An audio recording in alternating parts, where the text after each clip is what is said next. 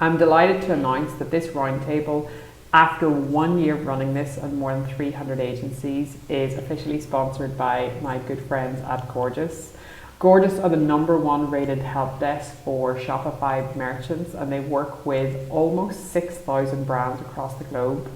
In the agency that I ran, Gorgeous were a key part of my tech stack. So this is not a sales pitch by any stretch of the imagination. For me, for all the agencies that I work with, most of them have Gorgeous built in, whether it was through me, through my recommendation, or on their own, because it is a fantastic bit of kit. And it's such an easy sell when you build it in as part of a retainer model.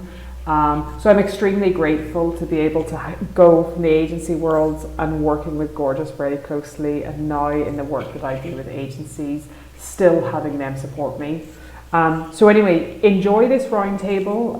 The roundtable here is a group of agencies getting together to really share some of their learnings, some of their challenges, what's working, what's not working, and brainstorm with each other. And at the end of this, I'll follow up with a little bit about how I build technologies into my tech stack, and how that's a good way to bring in revenue, commission. I have an agency that brings in about 20,000 euros on a monthly basis just on commissions from some of the tech stacks they work with. So it's definitely a nice little learner if you're doing it properly. So enjoy the roundtable, and I will catch you on the other end. Alex, your beard just keeps getting longer and longer and longer. Longer. Is that what you say on the third? Longer, longer, longer, and longer? Yep. I also keep getting skinnier as it gets longer, so I'm okay with this. Well, in that case, I'm going to grow a fucking beard for 2022. Balance this fat ass out of it. Yeah, I'm down almost 30 pounds on the year. Wow. I'm following you, Alex. I'm not quite there, but it's on its way. There's far too much white for my liking, but I'm gonna keep going. Is that a reflection of your hoodie, Sarkis? Sorry? The reflection of your hoodie, making your beard look semi-grey? True. It's a pretty cool hoodie there, look. It's the oh, hold on, let me get my angle straight. Notorious B.I.G. Far superior to Tupac. Controversial topic. I know that some people will get very offended, but far superior to Tupac. I don't care what people say. I'm a biggie fan of Tupac, even though he's definitely still alive. But whatever, that's a different conspiracy theory. So we set up another session to debate that. I'm up for that. Tupac's still alive? Oh, for sure. I'll sign up for that one. Yeah, he's not dead. I'm waiting for the comeback album any day now. So how is everyone? Good. I'm in the UK for 4 days, and it's very cold. I can't wait to go back to Portugal. It's far too cold. Yeah. Already sick. Only here a few days. When did you relocate to Portugal? Like earlier this year, right? Yeah, August. Yeah, it's amazing how quickly you acclimatize to warm. When I went from Gran Canaria to Lisbon for Web Summit, whenever we met up, I was like, fuck, this shit is freezing, because I went from like 23 to 18, and I was like, this is horrible. Yeah, like I invited to loads of Christmas parties in the UK, and I was like, I can't handle the UK guy. It's just cold for me. So we have a few more people joining, some people late. At the end of the year, for those, there's some people, I think, Alex, you were here. Well, I know for sure, Arthur, Galen, maybe you, but here this time last year. But at the end of the year, I like to do a thing called the Fuck Up Edition. I do it with the agencies that I work with privately, and I do it here on the roundtable as well. I think it's a good chance to commiserate with some other agencies, to share some of the fails that we've had this year. Obviously, because I work with so many different e-commerce agencies, I've seen a lot of fuck-ups this year, like so many. I would say 75% of them are probably employee related. I just had an agency owner who had to pay off an employee 3 months' salary to leave, and she's literally worked 3 months out of 12 this year. We need to pay an additional 3 months to get her to leave. She just said, yeah, I'm not going. I'm just going to keep staying. You're going to have to try and manage me out, but I'll just go on long-term sick and you'll never get rid of me. So we paid her 3 months to leave, which was a massive fuck up because she was mental at the start. So anyway, that's what this call is about today. It's a bit of a fuck up edition. So any of the challenges or some of the, well, maybe there's some wins, maybe there's some highs this year, but I feel like the last 6 months there's been more kicks in the nuts than anything else because it's been a weird 6 months. I don't know who wants to share first. So I'll start the country music song. Okay. September, my COO's father gets diagnosed with cancer. His dad passes away. Then I have to start quickly. Then I had to put my dad in hospice. He passed away on the same day that my COO's dad's funeral was. Then the following week, my college advisor passes away and my grandmother falls and breaks her hip.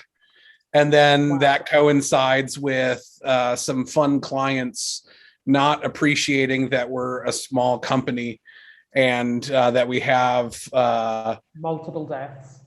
Yeah, multiple deaths. So one of my clients decides to email Evan Goldberg complaining about a project being 2 weeks out of deadline.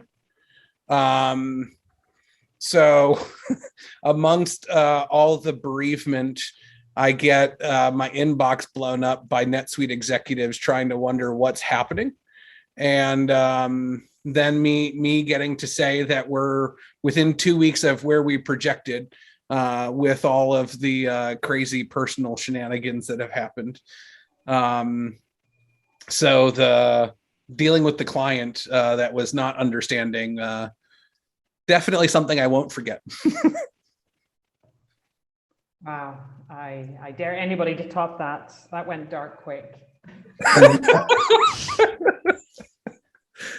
Okay, I can chime in. Yeah, sorry guys, I haven't even introduced myself. My name's Simon Besker. I was invited here by Ross. I don't think I see Ross in the call, but yeah, maybe if I can throw my hat in the circle, I'll try top that. So mine's also got a little bit of the sensitive side, but we basically got our largest client, which is a huge slice of our work, probably about 70% of our revenue. And we had a team lead, a .NET developer that was lead of this project. He was like fairly new on board. He had been with us for about 4 or 5 months. And one day he didn't pitch up at work. And, I thought maybe he was ill or something like that. And the next day he didn't pitch up again. And, this is the lead. So he's got probably about 8, 9 guys reporting into him or separate projects and for large financial services business. And eventually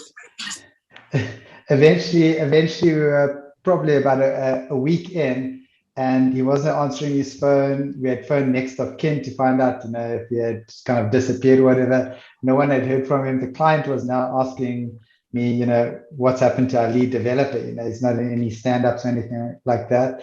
And I said, initially I tried to run a little bit of interference saying, he's probably caught up somewhere with that cell phone reception or something like that.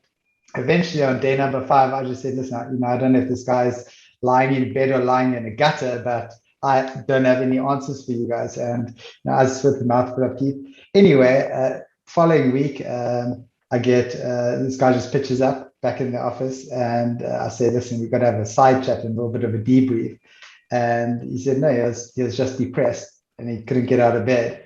And that was, the first of about 3 episodes like that. Each time you try and be sensitive, with COVID and all the depression and all that kind of stuff that's going on, you try and handle it with kid gloves.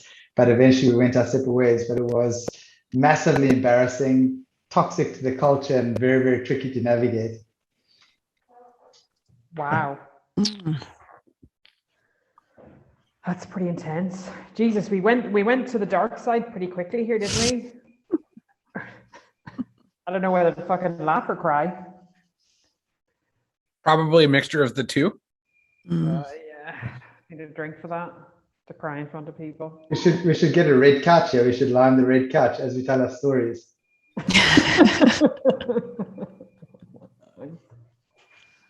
Yeah, I mean, it's interesting because even both of those points, obviously, Alex, in your situation, that's a complete anomaly. There's really no way that you can put a contingency plan in place.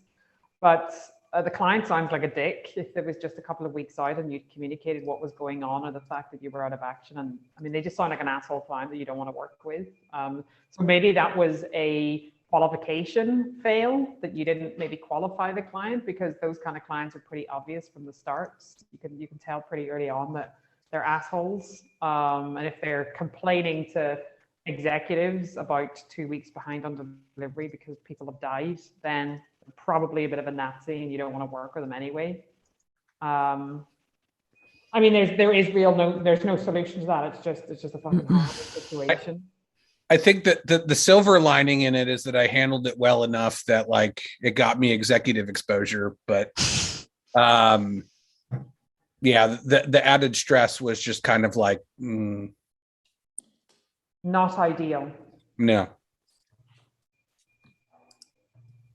Anybody else? Anybody else have any e-commerce agency related? Yeah, I think I have a bit of a funny one. Okay. Lift the tone there, Christoph. I have faith.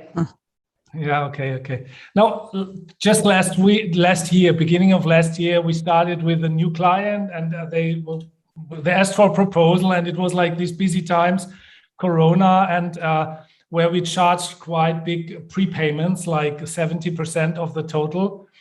And after, let's say, 3 months in the project, suddenly I got an email and said, hey, I have problems and I found a new partner who already has an online shop, and I want to stop now. Please pay me everything back that you haven't used from that. And I was in holiday, and I said like, okay, like I said, I call you back like when I'm back. And then somehow I explained, sorry, but it's like when you go to a restaurant and book a table for 20 people and you don't arrive, then the table is gone. And, that's kind of the same. And you can be really happy that I don't charge you everything. And so it went back and forth, and there was a bit like bad emails and all of that. And then like just like some weeks ago, I got a phone call, yeah, and I was like another time in holiday and on my mobile phone, and it was a guy, and he said like, hello, my name is Luigi. I'm the partner of this girl, yeah. And I said, yeah, okay. How can I help you? And he said like, you know, it's only a little bit, but I never had something like that. So he was crying quite fast and was like I work with millions. And then he started to shout, and I just dropped the call. Yeah. 1 minute later, he called again.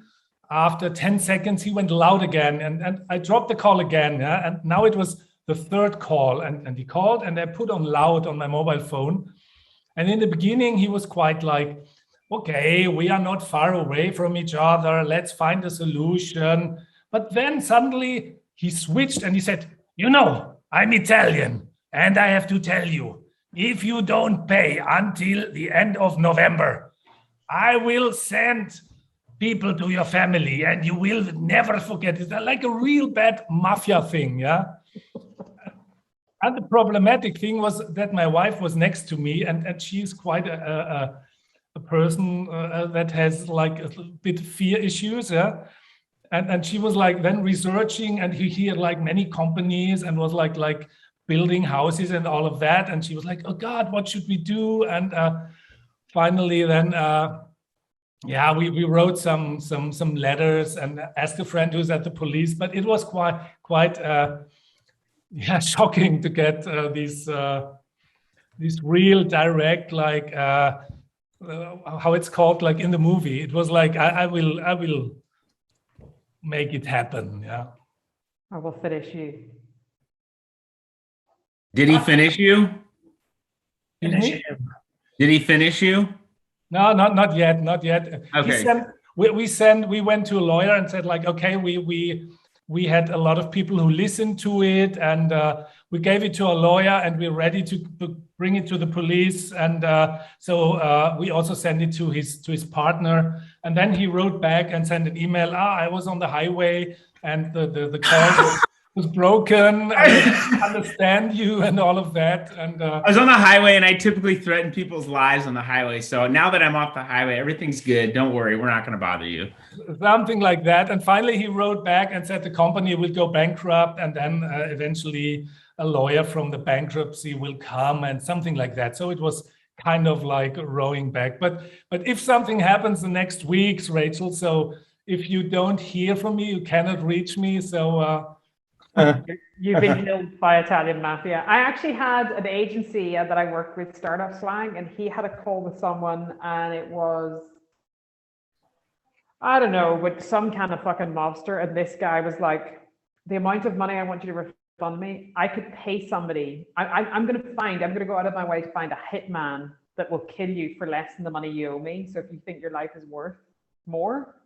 And by the end of the call, because Damiano was really good at sales, he ended up converting this guy to actually paying more money for more services.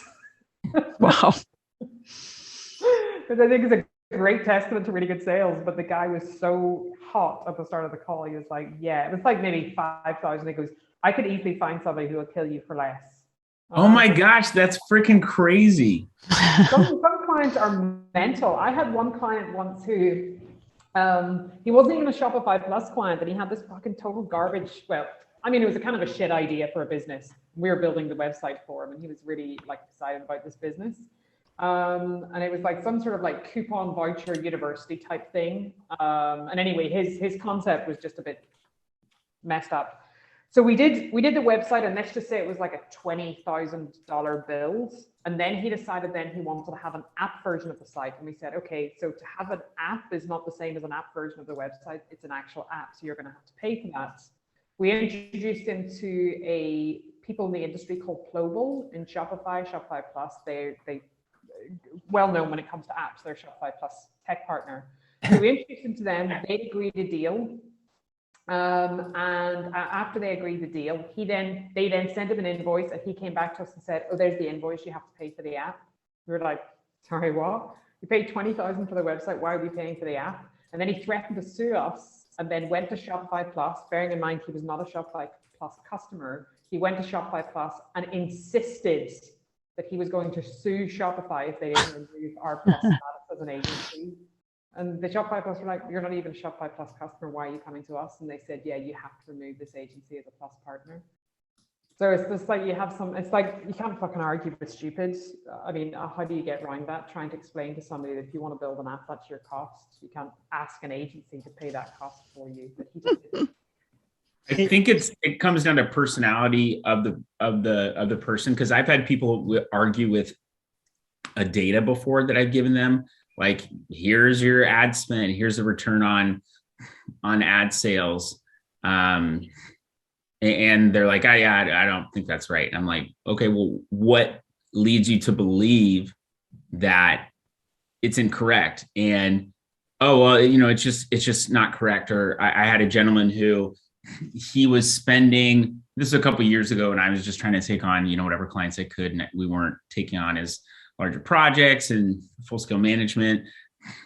And the gentleman said, I was spending $100 before and getting 1,000 in ad sales. And so we increased the amount of ad spend. And so the ad sales should also go up. And so we should be getting a 10-to-1 return. And I just said, well, on Amazon, it doesn't work like that. Since for everyone on this call who doesn't know, my whole agency is focused on servicing brands on Amazon. And he said, well, we're making this, we're making a good return, like 2 years ago or last year. And I said, yeah, that was 2 years ago. That was last year. The market is evolving quickly. And especially, I think most of us know just in general, and maybe this is specific to Amazon, but when you increase spend and you increase impressions and clicks, you don't necessarily see, one, you're going to see traffic that as you gather data, you're going to realize, okay, they're not really meant for us. And so we start dropping off that traffic, and we're able to optimize more. But just in general, when you open up bids, you're going to get a lot more impressions and clicks potentially from people who aren't your ideal client, but that's kind of what you're finding out. Well, it came down to, and I said, he just said, well, that's we should be getting a better return. I said, the market's changed, and also on Amazon, when you sell on ads, that does actually affect your organic ranking. So, and I could get into why that happens, but it's going to take time. We're going to get there. And he just kept arguing, and he said, well, we should be getting a 10-to-1 return. I just said, according to what? Because there was someone I heard, he said it more specifically about people, but he said, 3 questions basically when you're in an argument with someone, to that will kind of stop them in the tracks, are to say, like, according to what data, compared to what, and there's one other question, but I just said, so what are you comparing this 10-to-1 return to? Like, what is it? What data is leading you to believe that you should be getting this? And he said, just life. And I said, oh, okay, life. Yeah, I don't think we're going to work very well together if you're telling me that just life has told you that you should get a 10-to-1, because that's just crazy. But yeah, he was, as soon as he said that, then I knew, oh, okay, well, this is, I had a guy who I would advertise for, and he had a 5-to-1 return, and he just kept saying, I don't believe it. I don't believe it. I don't believe it. And I said, but it's in the reporting right here. This is coming from Amazon.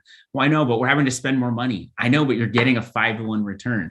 I know, but it's just more money. And I don't know. And I was like, all right, dude, I don't know what to tell you.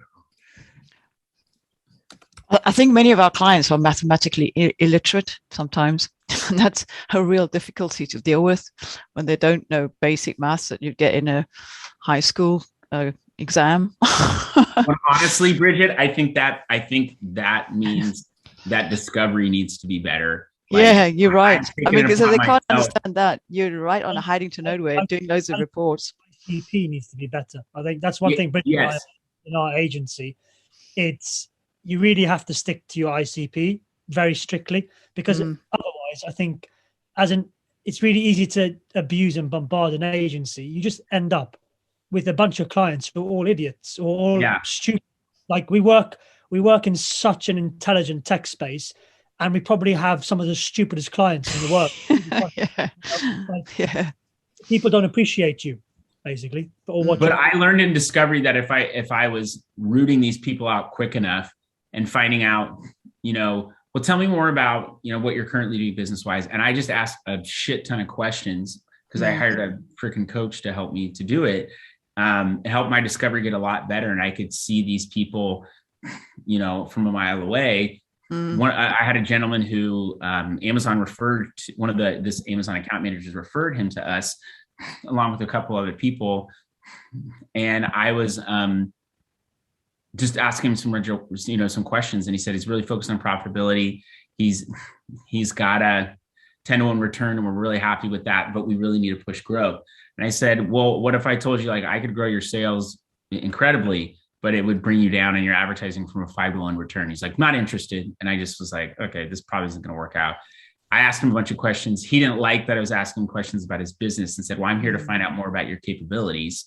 And I said, well, I'm happy to tell you about whatever capabilities are, but I'm not going to even get to that place if I don't know that I can help you. I'd rather save you time and say, you know what, I don't know that we're a good fit. And he said, he ended up saying we're going somewhere else because we're not on the same page. And I'm just like, you're fucking out of your mind if you think that you're going to grow your business and not see a change in the return on ad spend. When you're opening up impressions to more people, you're always going to see a drop, because you're not guaranteed that those people are going to buy. And so you can do that slowly over time. You drop to 9-to-1, but you can slowly grow 10-15%. He's wanting to grow, like double. And he said, well, we're doing about 6 million right now. We can afford to go 5-to-1. We're a small business. We're funding ourselves. And I'm like, you can't afford to go 5-to-1. Like, then what is I think Rachel said this at one point. She was talking to an agency that was like, how we're just not profitable. We're seeing all this growth and we're just not profitable. And she looked at, like, the owner and the 2 partners' salaries, and it was like $300,000 each. And I was like, well, there you go. You're not profitable because you're paying yourself a shit ton more than you should be paying yourself for the company to be profitable. Like that's just crazy. I just wanted to say a lot of our ideal client profiles are people that are not digitally native. Like they're really probably good at marketing, but they just don't have the lingo down and they don't know the math. And so part of the onboarding process is showing our reporting. And what I find is there's so many details in the report that as we onboard, I show them, what we're measuring. And when there's, 25 data points, I then go, is there anything missing that you're looking for here? Are there any data points that you care about that should be here? Because, like I said before, we use Supermetrics. There's hundreds and hundreds of data points we can pull in. Usually it's silent. And then their daily report kind of gives them, the information, the cheese, I like to say, finding their cheese. And then, as questions, that's when questions come up, after a couple of weeks, they're like, what does this mean? Or what is this? And then I can be the one to teach them. And I find that's better long-term. Though people that are, smarter than you and could do it better themselves, I find actually are not ideal clients for us because I don't find that we would match their expectations, or they may be, not really willing to subcontract. So, back to the ideal client profile, I kind of disagree that, if they don't know math, we should teach them the math that we're doing, rather than, expect them to do the multiplication of ACOS versus ROAS or whatever. Not everybody can divide and multiply by 10 or 100, because in the United States, we're not on the metric system. So we're not innately used to doing that. So I would say that makes a lot of sense. And most of our ideal clients are people who can't do it themselves, and oftentimes don't even want to know how to do it themselves. They just say, we want someone to help, or they realize we can do this to a certain extent, but we need help to get down deeper and get better results. And that's when we actually pay it off. When someone already knows, like, oh, I could do this by myself, I just want someone else to do it. That's arrogance to me, and that's pride. And I think most problems in the world come down to pride, someone's pride getting in the way of something else. So yeah, I would agree with that. I think when we see clients transition from bricks and mortar stores to e-commerce, a lot of that education, especially when the e-commerce store is seen as more of a box ticking exercise, they don't understand the value of digital.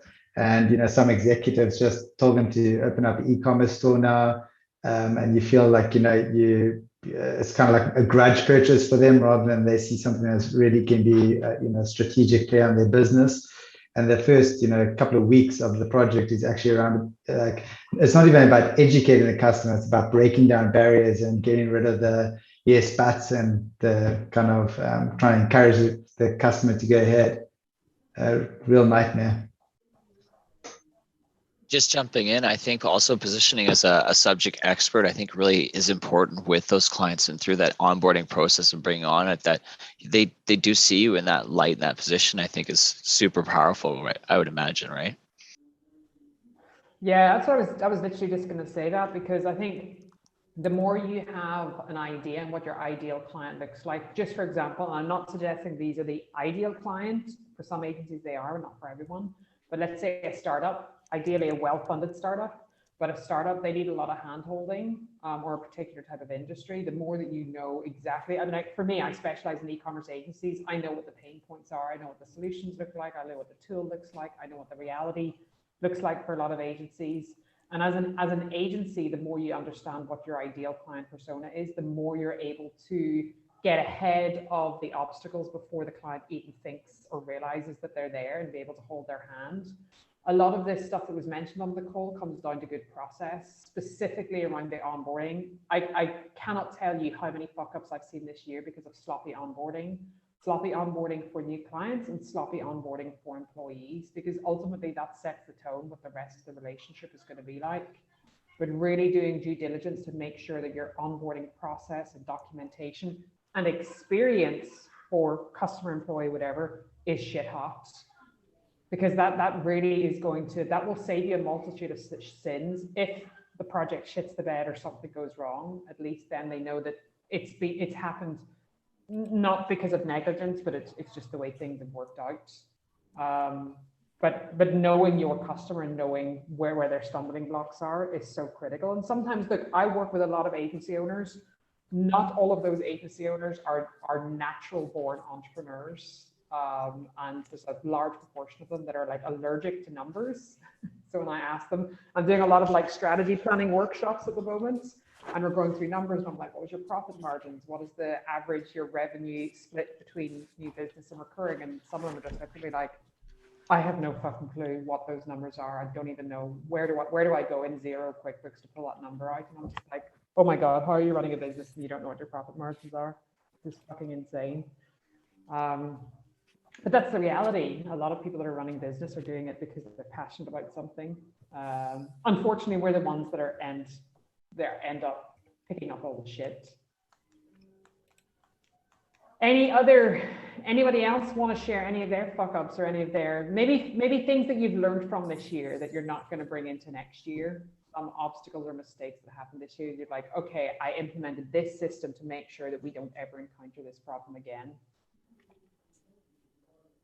I was just gonna say, like, services offered, I like to offer redundancy of like knowledge within my team. So like, for example, if I fall short or I know that I'm gonna fall short on a project, I have someone in my team I can reach out that can do the same skills and services. It's kind of hard when you're a little bit of a solopreneur with some of us, but I think having someone you can reach out to, a team that can provide redundancy of services can help in other scenarios when you have staffing issues and things like that. For sure. I'm gonna keep asking for more help. Every time I thought, oh, I'll just figure it out. Like, and I mean, I'm talking about in my personal life too. Like that shit doesn't work. So I'm asking for help. I've been an entrepreneur for going on 2008, 2010, going on almost 13 years. And yeah, like I've asked for more help this year than I have any other year, and it's significantly paid off for me. So I would just say I'm just gonna keep asking for help and being open to that. Unless it's for my dad, that motherfucker is a fuck that dude. Yeah, getting rid of toxic team members. You know, I think sometimes you get precious about people. There's a human element, and you just keep on hanging on, hoping that just over this year things are going to come right, and eventually you realize it's like a cancer in the organization. I couldn't agree with that more. I think I actually did a workshop today, and one of the big fails that they mentioned was a particular employee in the company. And the fail really wasn't the employee, because she should never have been hired in the first place, but the fail was keeping her for as long as we did and trying to make things work. One thing I've learned in business, working with a lot of amazing entrepreneurs, is that trusting your gut is like a muscle, and the more you trust it, the more you exercise it, the better it becomes at telling you when something's up. It's just like sniffing something out of the fridge, and you're immediately like, oh, this shit is dead. If I eat this, I'm going to fucking die. It's like your spidey senses. Exactly. And your gut or your intuition is a combination of your head and your heart and your experience and all the trauma that you've passed through to learn the hard way.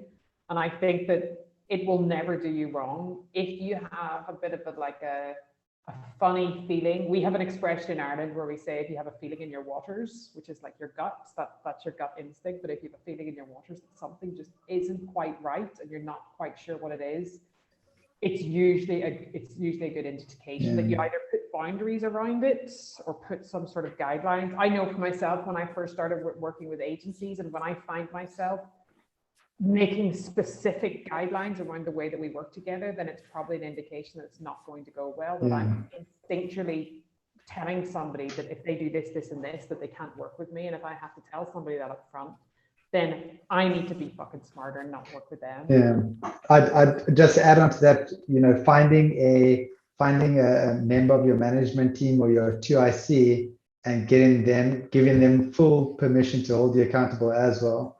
Because every now and then it's kind of lonely running your company, and your kind of your managers in the business are all thinking this guy's a complete tool. We should have got rid of him ages ago. They don't want to speak up because they feel it's your decision. But there's nothing better than a manager coming to you telling you that you're a complete idiot, not getting rid of someone, and all of a sudden you just j'ai fait ce que je pouvais, puis. C'est quoi qu'on peut faire pour le reste? Sorry. Couldn't agree more. Couldn't agree more. Yeah, thanks, Catherine. We're not all fluent, and I don't know what was happening there, but carry on. No. I think that was it. Yeah, I think just having that safety net that you might be able to make the decision 9 times out of 10 on your own, but on that kind of 1 out of 10 to get one of your management team or someone that you trust in the business to come to you and say, listen, you can just use him as a sounding board, saying, what do you think about this guy? And if they say, he's a complete knob, then it's a unanimous vote that he's out. You can get rid of them. And even with clients, you keep these clients and the clients treat you like an absolute bitch for 7 years, and you just kind of like this abused wife going back. It's like, oh, it's not them, it's me. It's not them, it's me. And eventually it gets to the point where you're like, what am I doing? Your business is actually sliding backwards because you're losing good staff members trying to service this pain in the ass client. It's easy to grab the client because of wanting growth and wanting revenue. And one of the mistakes I made this year was I took on a client because they were willing. There was a significant language barrier, so that was an initial problem. But took on a client that was willing to pay our fees, and they're not cheap, but they're also not the most expensive. We're also, because we're managing an entire channel for someone, and basically all the traffic that's going to their listings, we get a percentage of revenue. And so I was hungry for that, and I wanted to bring on more clients. And I brought on this guy who was a referral, and he was like, he didn't talk me out of our price, but he just said, why am I paying you this much? And I'm like, we're managing the entire brand. We're not just like updating a couple listings. We're managing your entire brand. And he needed a lot of work on media assets, on brand. And so we were doing all that work. And he just kept saying, why not see sales? Why not see this? And I'm like, because we're working on your listings. We're not going to send you additional traffic to your listings until they get better, because you're not going to get a good return. And part of our agreement is, a retainer plus a percent of sales. Well, it's percent of sales, whether we quote unquote generated that revenue or not. And the first month when we billed him 6% of his revenue, he said, why you bill 6%? We know more sales. You're not 6%, your money's 0. And I was like, okay, this is going down the tubes really quickly. And eventually he just told me, I don't think our retainer was like $3,250 and it was 6% or something like that a month, that is. And he said, I don't think you're worth $3,250. I think at $1,000. And I was like, all right, well then I guess we're gonna have to try and go and find our work for $1,000, because like that's not what we charge. And but I was eager to bring on the client because I wanted to grow, but it really was not a good fit. And fortunately, I told my team, I'm like, this is on me. Like I brought on someone that was not a good fit. And then he wasn't mean to them, but he just didn't get it. And I had to, say to them, like I had to own up and say, look, this is my fault. I'm sorry that I brought this person on. It didn't work out. And they were cool enough and were supportive enough, like I am with them, and just said, hey man, like it happens. Like we're going to find other clients. Don't worry about it. It was just it's just a bad decision. Yeah, for sure. I tell my team, you make your processes in times of peace and stick to them in times of war. You got to, on a nice calm, weekend or whatever, you got to grab a glass of wine and write up what your ideal client looks like and map out those processes for how we deliver the project and that. And then when everything is falling apart, your cash flow is poor and everything, and your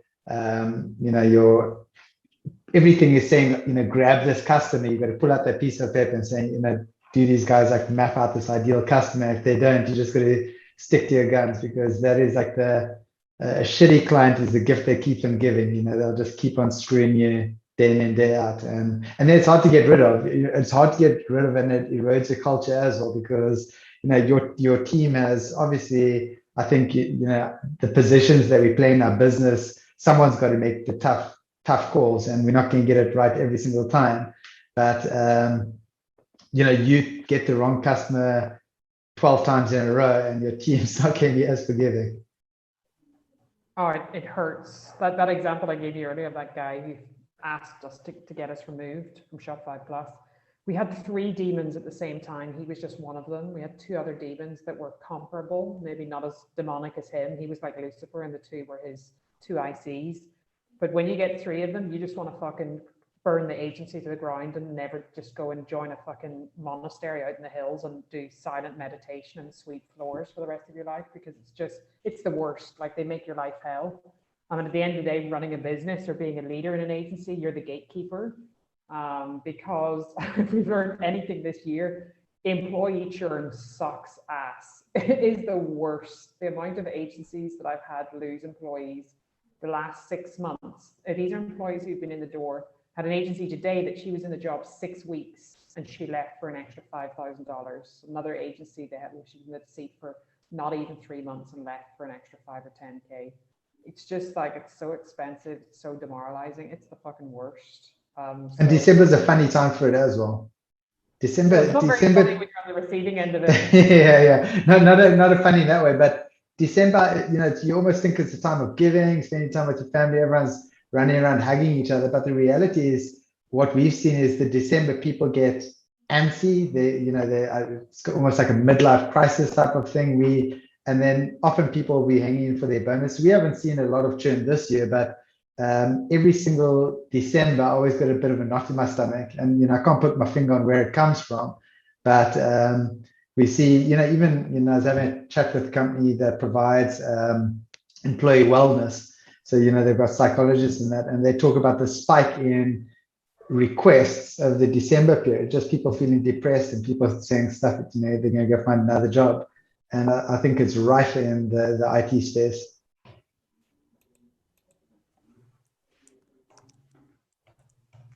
Any other big learnings? I will say something more positive, but sometimes I think it's easier to look at some of the mistakes you had this year. So hopefully, I did a webinar recently talking about e-commerce fails and that have happened over the years, and at least somebody else to try and avoid making those mistakes. And anybody else had any great learnings this year on the back of extreme adversity?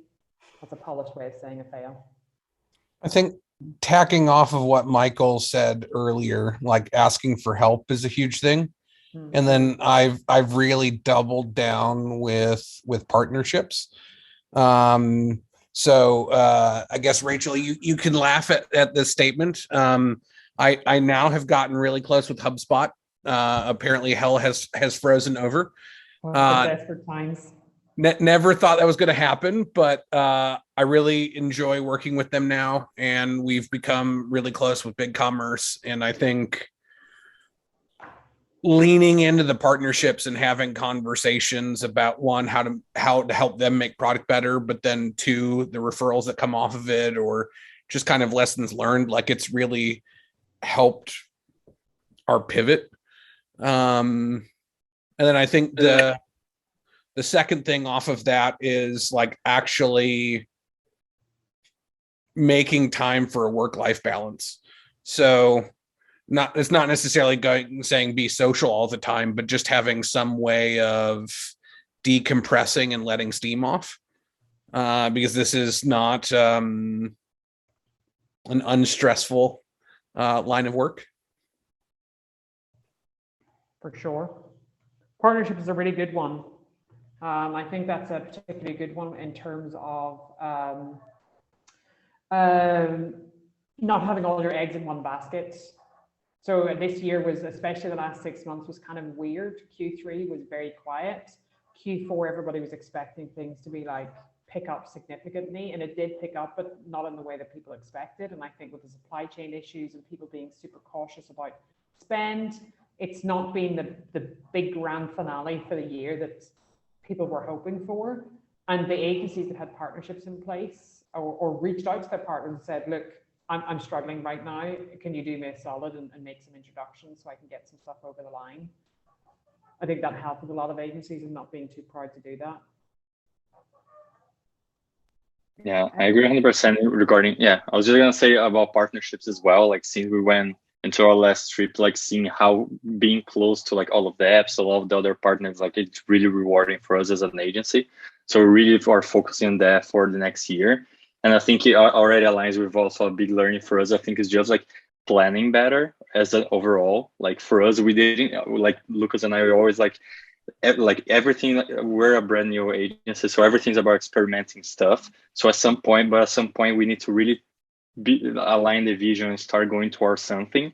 And I think next year we're trying to align everything into all of the quarters, doing things strategically instead of just throwing everything at, oh, Shopify is amazing, Webflow is amazing, mail marketing is cool, ads, and let's try to do everything at once. No, let's strategize what we're going to do Q1, what we're going to do Q2, and getting specific goals.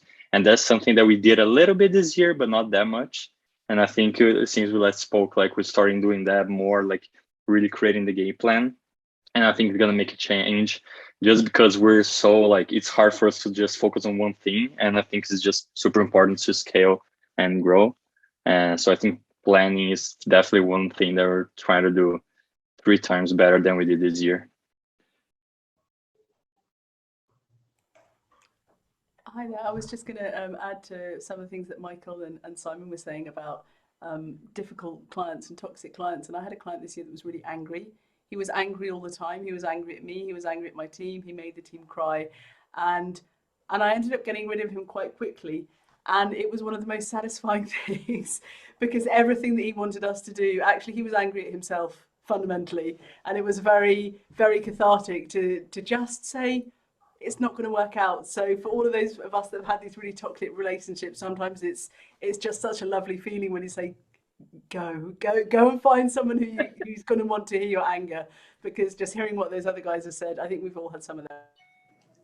We had a similar situation this year too, and I, being on the client side, I'm always trying to make the clients happy. And our senior developer, our senior architect, finally, he almost had to give me permission to be like, don't deal with her anymore. Just be done. She's miserable and you're miserable because of it. And writing, she sent like just a nasty email about something, and writing that, like, we think you'd be better served, or better, we think that you'd be better, happier, your business would be happier elsewhere. She called immediately and was like, I don't want to go anywhere else. And I was like, well, I think that you may be happier elsewhere. It was such a satisfying moment for me too. We think your business would be better served by Satan. And so we've given him your direct number, and he will be reaching out to you soon. Yes. Yeah, the Irish translation is go fuck yourself. That's how you translate that statement in Irish. Actually, there's 2 things I've heard from agencies before that they've used for that. Number one is you charge them a fuck you fee. If you can't get rid of them, there's a contract there, then you just charge them a premium to stay. And then the other, so I had one agency do that, and he really didn't want to work this client. And he increased the money by double. So he was charging them he was already charging them a massive premium, like $20,000 a month for maybe $5,000 worth of service. And he had increased it with like 10 or 15 and then increased it to like 20, 25. And the client was like, yeah, okay, send me a 24-month contract. But it was worth it. It was worth it for that money. And the other thing that one of my agencies used works really, really well is say, look, I'm really sorry, but I feel that as an agency, we're not able to give you the level of service that you deserve. And it's just like, it's such a great way to tell somebody to go fuck themselves. Now, that's a position of luxury, like, because we're all in business at some stage where we have to get business over the line, and there is payroll, and, you know, sometimes you have to bring in projects that you know are just not going to be a good fit. I remember I was moving from Ireland to here, Gran Canaria, and I had not long set up my business. And I was moving house, and I just come here and, or getting a house, and I just come here and paid the deposit on this house. And I landed a new client, and that client was the difference between me being able to buy the house and not buy the house. So I was just like, thank you, Jesus. I can go there and I can move into this house, and I don't need to rent, and I'm really happy. And it just went tits up really quickly. On a call, I remember being there and then said, look, you're just a little girl who's here to do what we want you to do. There were 3 men running the company. And I was like, I could fuck all of 3 of you up at the same time physically. So I'm not a little girl. And we've got collectively 30 or 40 years of experience, so you can't tell us anything. We've paid you the money, and you do what we think that money is worth. And I went back and forth for like a month, and I was like sleepless nights. And I turned around to my husband and I said, "These guys are fucking chauvinists. They're total misogynists. It's fucking with my confidence and my ability to actually do my job." And he said, "Fuck the money." And I refunded them the money. About 3 weeks later, I had an event in Amsterdam, a Shopify event, and the fuckers turned up because it was a free bar. They were like, "Yo, what's up, Rachel? Let's get wasted." And I was just like, "Fuck these guys." I eventually I met some agencies there, and they then started working with me, and I was able to get the house, thank God. But the ironic thing is, when COVID hit, they were one of the first agencies to come back to me and said, "Look, I'm really sorry for the way things went down last quarter. You're really disrespectful, but we're in a really tricky situation right now with our business because we don't have our retainer models in place. And I know that you advised us to do that last quarter and we didn't listen to you. Is there any way, please, that you'll come back and help me?" And I was just like, not a fucking snowball's chance. Not for all the tea in China when I go back and work with them, not for them. So it's very rewarding. We don't all have a position of luxury to be able to do that in business, unfortunately.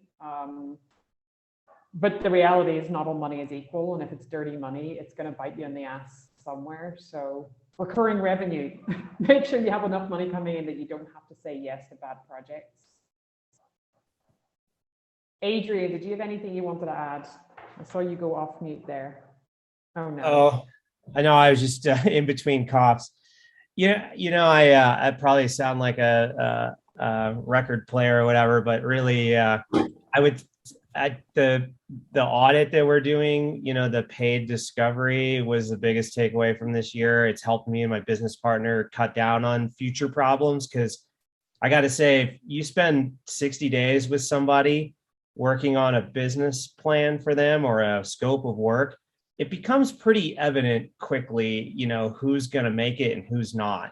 Whereas if you go from like meeting somebody in a call and scoping them the next week and going to work the week after, it's like speed dating almost. And, the psycho doesn't come out until after the first couple of weeks. So that was the biggest win for this year. And then of course I did the same thing. We got rid of a toxic client that was not going to be happy, that I could tell was purposely fucking with us, making it harder for us on purpose, just so we were able to drop somebody, and that felt really, really good. Of course, we took a hit in revenue, but I have to say everybody's happy to have dropped a losing client. So I think your team is always happier. And I've even had my team vocalize and say this, I'd rather not deal with them and have less money for a period than and the people that are really supportive of you and that want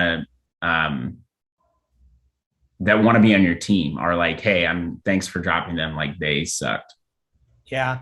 I guess one other thing, coming back to the screw ups of the year and then having your teams back. One of my account managers forgot a detail on a Cyber Week programming and went on vacation on Thanksgiving, and the client came, to us blowing us up, and I just fixed it myself and kind of had her back, which I think she realized that, that I'm going to have my employees back before, the taking siding with the client and roasting them or something. So, called her offline and said, "Hey, looks like you forgot to set up the coupon. But don't worry, I already did it." And so anyways, it's a tiny screw up that I just think, that person I'm working with is going to be on the team for a long time. And I'd rather have their back than, side with the client and roast them. It's sort of not worth it. It's loyalty. Yeah. People if I have something feedback I need to give someone that's a little bit more critical, even if it's an internal team call, unless someone's clearly acting up in front of other people, I'll have a separate call with them and say, "Hey, look, I'm really seeing you need to work on this." And I think there's some appreciation there. But when it comes to the client too, they'll say, "The client's saying this." And I'm like, "You don't have to take that." Or I said, I'll get on the next call, because I'll get on calls once a month, kind of show my face. And even though I'm the owner and operator, I'm also the acting operations director. So I have to have oversight of that stuff anyway. And I'll get on and just say, "Yeah, that's actually not, I'll back them up, whatever it is that they need help with." And I think those people that are working for you, I think you're absolutely right, Adrian, they will stay around longer, because every time they go and talk with the client, they don't feel like their job could be at risk. And you know what? I even go a step further and tell people, look, I'm going to give you a lot of feedback. That does not mean your job is at risk just because I give you feedback. I said, if you keep making the same mistake over and over again, then we need to have a conversation about this being the right place for you now. But I think they're already probably thinking it. And so I say, I'm going to give you feedback. You're going to make mistakes. That doesn't mean your job's at risk. I want you to know that. If you keep making the same mistake over and over again, or if you're, intentionally doing something, I hopefully wouldn't have hired you, but then that's a sign that you probably need to go. But I want them to feel supported when they go and talk to a client, so they have, the,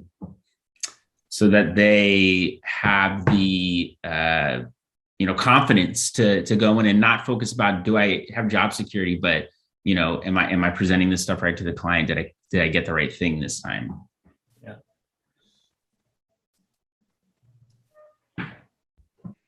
I think a big focus for me this year, which kind of only probably hit mid-year, is kind of customer experience. Obviously at the back of my mind, I've always been customer experience, but really from all parts of the business. So, if you take your, HR manager onboarding people, what's the best onboarding can be. Project managers, when they provide the project status update mail, how often do they put themselves in this customer's shoes and actually read that, and are you bubbling all the important information to the top of the mail rather than this kind of list of tickets and statuses and all that kind of stuff.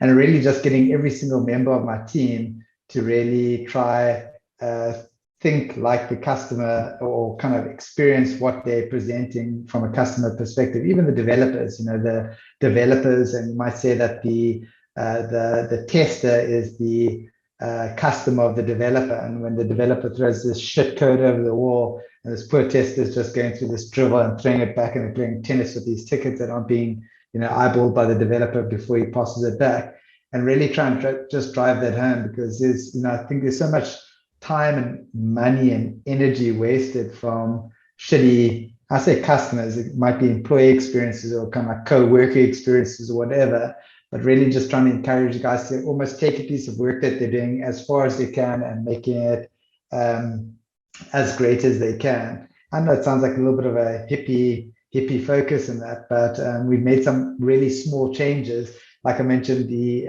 project status update, really pruning it down, getting rid of all this crap that the client really just doesn't care about. We end up thinking that we fancy by loading this status update with graphs and all that kind of stuff, and the client never ever sees it, just like confuses them. So pruning all that stuff out, putting a lightweight red, amber, green, your project's currently in a green state, and we're planning on finishing there, and we've got so much positive feedback from that, and really trying to echo that throughout the business. So it's a thankless task, but we're slowly getting there.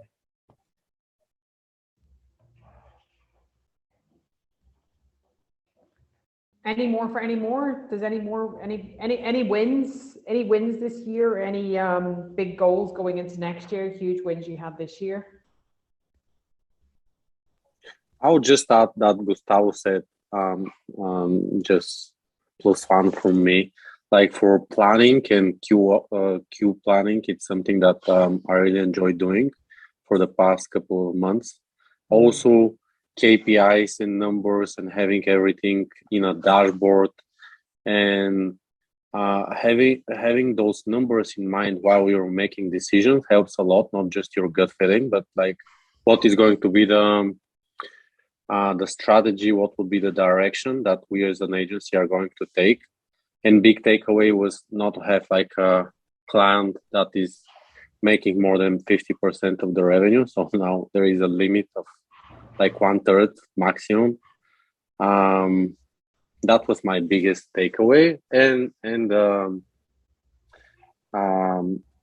having a product at the same time of delivering for clients, so that we can focus some efforts in producing a product that later on is going to be an asset. So that's for me. And having a baby at the same time. Oh, you had your baby? Yeah. Second baby. Nice. Second baby, yeah. When did she come? 5th of last month. Oh, nice. Yeah. She's ready to start coding soon. Yeah, no coding. No coding solutions. Nice. Well, if nobody's got any more to share, I mean, I've got loads of fucking war stories from the agencies that I work with. But really, this is just an opportunity. At the end of the day, a lot of the learnings here are, you know, very much the same. I mean, like Mladen just finished there, not having too much revenue coming from one client. I think another flip side of that, running a business, this is going to make me sound like an asshole, but I'm going to say it anyway because fuck it, who cares? Being too reliant on any one person in your company. I know, Michael, that you had a business partner, a co-founder that exited this year or left the business. I've had a couple of. That's a nice way of putting it, but yes. Yeah, very nice way of wording it. I had one agency, this happened years ago to them, and they had a 3-person team, and one of the business owners was siphoning money out of the business and then disappeared off into the distance and just left them with hundreds of thousands of dollars in debt. And they were all best friends since childhood. So that's a pretty intense, it's very difficult to bounce back.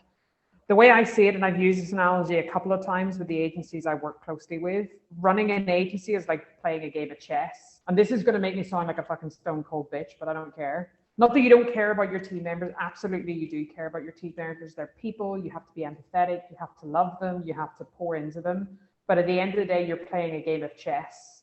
And all of the people on your chessboard are either pawns or the back row. And the people in the back row are obviously more valuable, but they're not replaceable.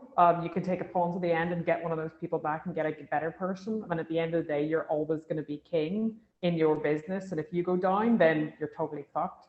Everybody else is around you to protect you and to make sure that whatever your objective is gets achieved. And for me, that's the way I see it. And obviously, because I'm not working, I have a few agencies that I work much closer in, and I'm acting director or chief operations officer, director of ops. And it's much harder to make some of those decisions. I had to fire somebody earlier this summer that was a really hard thing for me to do because she was working directly underneath me. Lovely girl, completely hopeless when it came to actually doing what she needed to do, but a really, really great girl. And I struggled with that, but anyway, I fucking fired her, so whatever. But as a business owner, your team and your clients to some extent, it's all pieces on a chessboard. And like Mladen said earlier, setting goals, putting tangible numbers and KPIs and metrics in place. So it means that when you're making those power moves, you're not thinking about right now, you're thinking about, I'm assuming most people have seen Queen's Gambit if you don't play chess. You're thinking 2 or 3 or 4 or 5 moves ahead. That's what you're thinking about. And you have to be prepared. And again, this makes me sound like a fucking serial killer, but you have to be prepared to sacrifice people. And then if people go and people leave, it is what it is. And everybody ultimately is replaceable in any business. Sometimes getting rid of people is cathartic and probably the best thing you can do for a business. Sometimes you don't realize how much the wrong people are holding your business back. And like the example I gave earlier about the girl that left and the agency said today that we wish we'd got rid of her sooner. The entire team have said in the last few weeks, they feel like the bad energy has been lifted. They haven't directly said that girl was a bitch, but they basically said, God, I feel so much lighter and freer. And that's a sign for the company that they should have done that a long time ago, because what do they say? B players and C players make A players leave. I was COO of one of the top Shopify Plus agencies in London. I'm a fucking A player and I'm unapologetic about it. I fucking left because there was too many B and C players that I was playing with. It just wasn't interesting for me. So I left and did my own thing. So I can say my business thrived when my business partner left. I feel like you had a second lease of life. I really did. And what's interesting is we both were not making a ton of money. And we're kind of making sacrifices for the business overall. It turned out that she really was holding us back. It was like a Jonah and the whale story. Like, not that we were dying, but we're just like, okay, we're kind of growing here. We're seeing some success.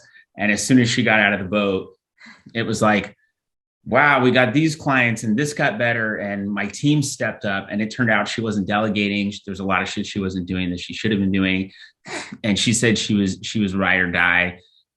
She was not. she was die, and so was the way she left was not great, but it made my job a lot easier. It was actually an answer to prayer, because I said, like, God, I don't want to be the one to let her go, because I want her to feel like it's her choice, but I will have to fire her if she doesn't leave on her own, because of the fact that she's not a good fit anymore. And she left. So, like, I've had more control over my business. I've stepped back in more on the operations side, which she was supposed to be leading. Fortunately, we had lifted her out of that because she wasn't doing well as an account manager. She wasn't organized.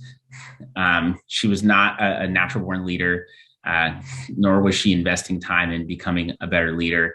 I mean, there's a litany of things. Like, I would give her feedback on stuff all the time. I give my team a shit ton of feedback, and they're welcome to give me feedback too. And I ask for it as well, but it's all in stride. It's like, hey, this needs to be better. Let's make sure we do that better next time. Great. On to the next thing. It's not a good thing, bad thing, good thing, bad thing. And she was like, why you're always, giving me feedback? It's like, you think I'm not doing anything right. I said, I'm giving you feedback. You should be doing the same for me. She's like, okay, cool. Well, let me think of some stuff and I'll get back to you. And I was like, no, you don't think of stuff. Just, if you have feedback for me, give it to me. And so, yeah, I mean, it was incredible. Now she's gone. We've grown significantly this year, and we'll be very profitable. And I basically got to, I've raised my salary by like 150% this year. It's not as the highest that I would like it to be, but it's the most I've ever made in my entire life, and that's across the. So 150% means $35,000 a year. It's better than that. I was making a little less than that, but yeah, I mean, it's a significant change in my family. I was also able to give more money to the people on my team, and we're more profitable. But yeah, I mean, it was the last 6 months, I think, could have been avoidable if I had just, listened to my waters and pulled the trigger on it. But it was a blessing that she ended up leaving. It was a nice attempt to pretend to be Irish there, Michael. Yeah, thanks. I'm gonna go drink some poutine after this. Poutine, but okay, whatever. Poutine, yeah, that's what I said. I'm gonna drink some Canadian fries, is what I meant. Exactly. But yeah, I mean, I think it's important to never. I think for me, one of the biggest learnings. So I've just spent, from last Monday to tomorrow, I have 25 strategy sessions with the agencies that I work closer with. And the biggest takeaway for me from the collection of agencies that I've done these strategy sessions is never lose sight of the fact that you are an entrepreneur, you are running a business, and these decisions ultimately come down to you. Like, you don't owe anybody anything. You're paying, like the guy said earlier, had to pay off an employee 3 months because she wouldn't leave. Like, ultimately, these are your decisions. This is your business. These people work for you. It's slightly different with the clients, and I do agree with what Simon said earlier about customer experience. I think it's easy to lose sight of that when you get so caught up in the process of an agency, and you need to be super mindful about what the experience is like on the receiving end for the client, and make sure that the communications are good and that's optimized. But when it comes to your team and your vision and your business and who you employ and who you bring on as a client, it's your fucking baby. It's your decision. Like, ultimately, it's for you to draw a line under it. If it doesn't serve you any longer, then it's time to move on, whatever that is. But then I'm a fucking stone cold killer, so I would say that. So that's the end. I will send this recording round after going into next year. I think I'm going to change the format slightly because I have a handful of other bits and pieces. I'm trying not to work as excessively next year as I have last year. And I think I'll do these roundtables. If they're not monthly, then I'll do them quarterly, just to give a little bit more space for some of the other stuff I'm doing with partners. But I'll send an email round after with the dates, and then update the, Eventbrite page and the calendar invites. So I'm wishing everybody a fantastic, I can't believe I'm saying happy holidays already, because it's only the 7th of December, but I'm off from Friday. I can't fucking wait. I'm going to be offline for the first time this year for a week. Fucking hell, I'm going to be balls deep in the beach. I don't really know how that works, but I'll give it a good go. So if anybody needs me for anything, if it's from Friday, don't fucking bother. I'll catch you on the flip side in January, but if it's before Friday, I probably won't bother either. Because I'm in holiday mode. No, I'm joking. I'll reply to emails if they're important. Otherwise, it'll be next year. And then I'll update all of the calendar invites. This was fun. Thanks everybody for sharing. And, Thank you, Rachel. I'll tag you all in LinkedIn so you can connect with each other after. Cheers, guys. Have a good one. Take it easy. Okay. Ciao. Hey, I hope you enjoyed that roundtable. As promised, I said I would finish up at the end with just a little bit more about how I build technologies into my tech stack with my agencies, and more specifically, how that can work with Gorgeous. So if you don't know a little bit about Gorgeous, overall, they massively streamline the customer journey.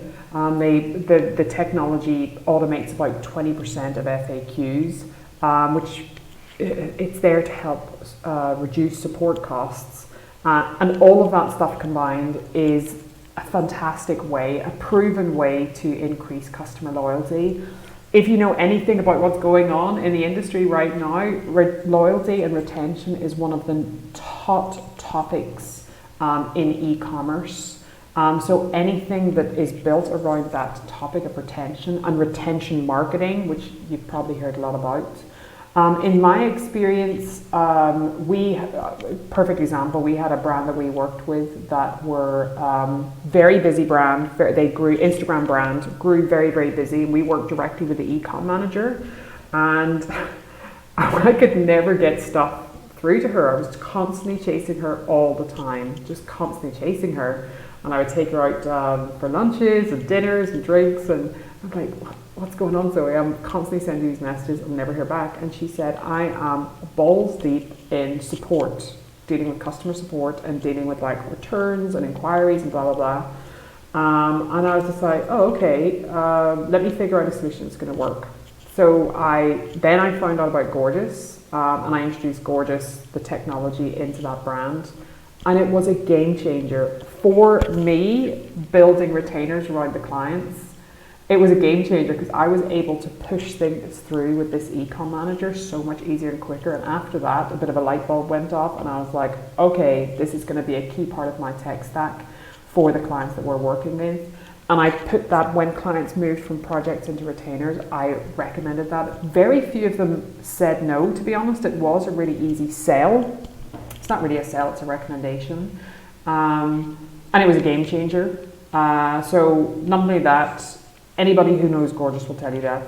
They're great partners. They're a fantastic team. They're super good fun.